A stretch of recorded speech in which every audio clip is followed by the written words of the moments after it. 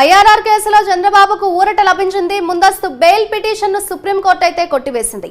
అటు సుప్రీంకోర్టులో ఏపీ ప్రభుత్వానికి ఎదురు దెబ్బ తగిలింది. హైకోర్టు ఇచ్చిన బెయిల్ ను సవాల్ చేస్తూ కూడా ఏపీ ప్రభుత్వం సుప్రీంకోర్టులో అయితే పిటిషన్ దాఖలు చేసింది. ఈ నేపథ్యంలో అటు సుప్రీంకోర్టులో ఏపీ ప్రభుత్వానికి ఎదురు దెబ్బ తగిలింది. ముందస్తు బెయిల్ పిటిషన్ ను సుప్రీంకోర్టు అయితే కొట్టివేసింది. ఈ నేపథ్యంలో అటు ఐఆర్ఆర్ కేసులో చంద్రబాబుకు ఊరట లభించింది.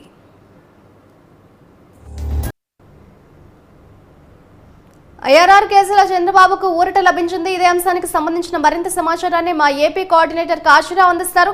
కాశీరావు, చెప్పండి, ఐఆర్ఆర్ కేసులో చంద్రబాబుకు ఊరట లభించినట్లుగా తెలుస్తుంది. దీనికి సంబంధించిన అప్డేట్స్ ఏ విధంగా ఉన్నాయి?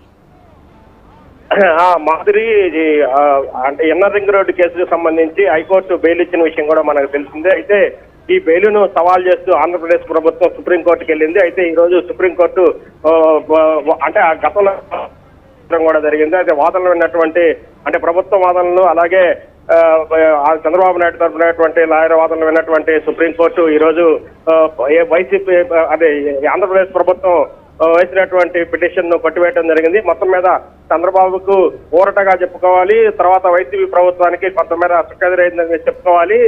మొత్తం మీద అయితే సుప్రీంకోర్టులో చంద్రబాబుకు ఊరట దొరికింది. ఈ చంద్రబాబుకు హైకోర్టు ఇచ్చినటువంటి బెయిల్కు సంబంధించి బెయిల్ రద్దు చేయాలని చెప్పి సుప్రీంకోర్టుకి ప్రభుత్వం వేసినటువంటి పిటిషన్ ను ఈ రోజు డిస్కస్ చేసింది మాధురి.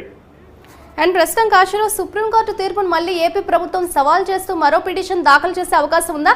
అలాగే ఏపీ ప్రభుత్వం తదుపరి చర్యలు ఏ విధంగా ఉంటాయని మనం అనుకోవచ్చు అంటారు? అంటే హైకోర్టు ఎన్ఆర్ రింగ్ రోడ్డు కేసులో హైకోర్టు బెయిల్ ఇచ్చిన తర్వాత సుప్రీంకోర్టుకి వెళ్ళినటువంటి వైసీపీ ఏపీ ప్రభుత్వం ఈ రోజు సుప్రీంకోర్టులో బెయిల్ పిటిషన్ ఎవరైతే ఆంధ్రప్రదేశ్ ప్రభుత్వం ఇచ్చిన పిటిషన్ ని తిరస్కరించినటువంటి నేపథ్యంలో మరలా తిరిగి వేరే బెంచ్ కి వెళ్తారా లేదా అనేది ప్రభుత్వం వేరే బెంచ్ కి వెళ్తుందా, సుప్రీంకోర్టులోని వేరే బెంచ్ కి వెళ్తుందా లేదా అనేది కూడా చూడాల్సి ఉంది. అయితే మొత్తం మీద అయితే చంద్రబాబు కొంత మీద అయితే ఊరట దక్కిందనే మనం చెప్పుకోవాలి మాధురి.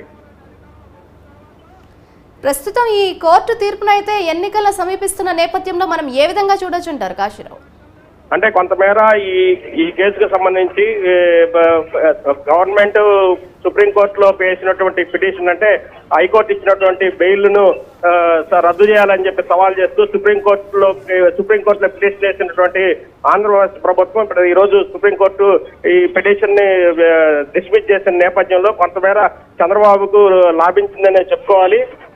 ఇప్పుడు ఎన్నికలు ముందుకు ఉన్న నేపథ్యంలో ఇప్పుడు ఆయన అంటే ఎన్నికల ప్రచారంలో భాగంగానే ఇప్పుడు ఆంధ్రప్రదేశ్ రాష్ట్రం మొత్తం కలదిరుగుతున్నటువంటి నేపథ్యంలో చంద్రబాబుకు చంద్రబాబుకు వచ్చినట్టు హైకోర్టు ఇచ్చినటువంటి బెయిల్ ను రద్దు చేయాలని చెప్పి ఆంధ్రప్రదేశ్ ప్రభుత్వం సుప్రీంకోర్టు వేసినటువంటి పిటిషన్ డిస్మిస్ చేయడం చంద్రబాబుకి ఊరట కొంత లాభం వచ్చే అంశంగానే మనం పరిగణించాలి.